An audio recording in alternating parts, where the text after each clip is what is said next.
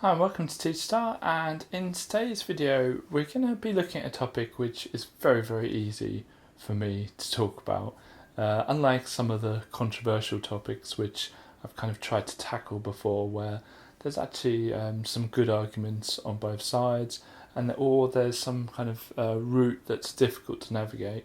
This is quite an easy one. We're going to be talking about whether you should add students onto Facebook or other social media, and whether it's at all appropriate in any circumstances. So the obvious answer that I give is no. For me, it is never appropriate. However, life is not that simple. Life never is that simple. So, for instance, YouTube is a social platform. I run a channel that is very popular with students It's a topic-based website, and my students have found me on the channel and have said, "Oh, that's my teacher." Da da da. Is that wrong? No, of course it's not. I, however, choose not to interact with them at all, unfortunately, because it's quite nice probably to interact with them, and I think quite a few teachers probably would, and like say, oh, you found my channel, whatever.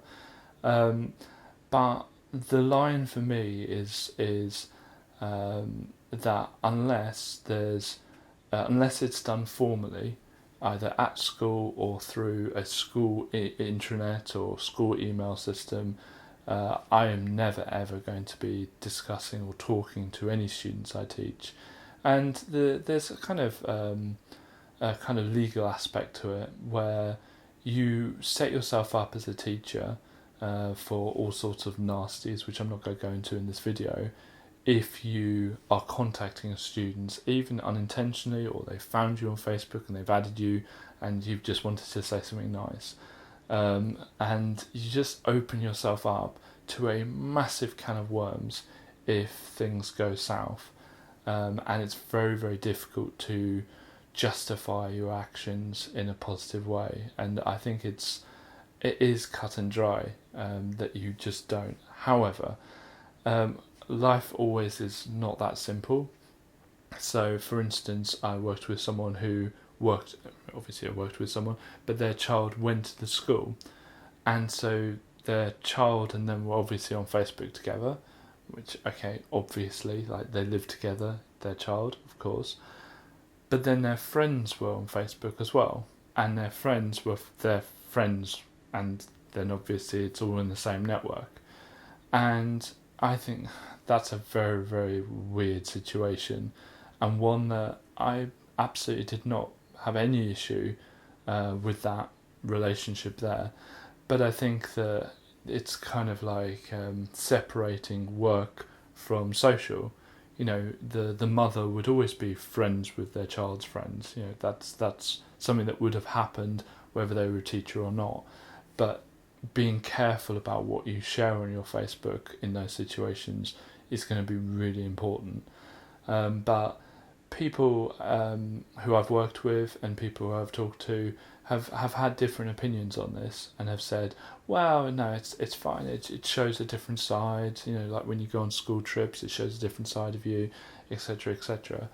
I would never do it, and I think that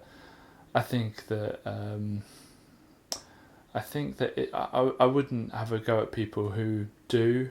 However, I just think, looking at some of the stories I've heard about people who've got into hot water for something that was really innocent, but they've had to go through a process, etc. I just don't think it's worth it.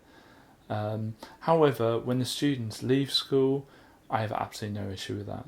I think and I've done it myself, I've looked up my old teachers who I used to not be so nice with, and got them on Facebook and just told them, I'm a teacher now and this is really exciting, and the grief I gave you back when I was at school, and I think that's really good, and I think that's really positive. But if you get a friend request from a student, I would definitely not accept.